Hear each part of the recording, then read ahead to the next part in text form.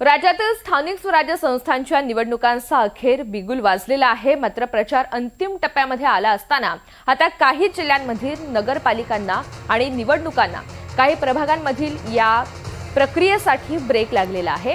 राज्यामध्ये साधारण 20 जिल्ह्यांमधील काही नगरपालिकांच्या प्रभागामध्ये निवडणुका पुढे ढकलण्यात आल्यामुळे कार्यकर्त्यांचा हिरमोड झालाय। रत्नागिरीच्या प्रभाग 9 मधील निवडणूक पुढे ढकलण्यात आली।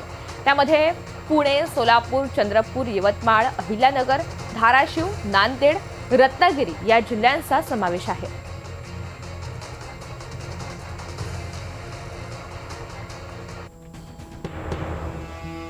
कोणत्या निवडणुकांना ब्रेक लागलेला आहे तर साताऱ्यामधील महाबळेश्वर, अहिल्यानगरमधील देवळाली, साताऱ्यातील फलटण, अहिल्यानगरमधील नेवासा, अहिल्यानगरमधील कोपरगाव आणि अहिल्यानगरमधील पाथर्डी,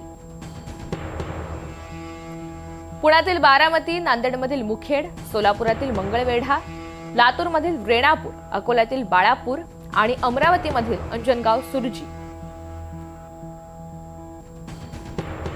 तिकडे नांदेडमधील भोकर, लोहा, वर्ध्यामधील हिंगणघाट, पुण्यातील तळेगाव, मावळ तसंच रत्नागिरीमधील प्रभाग क्रमांक 9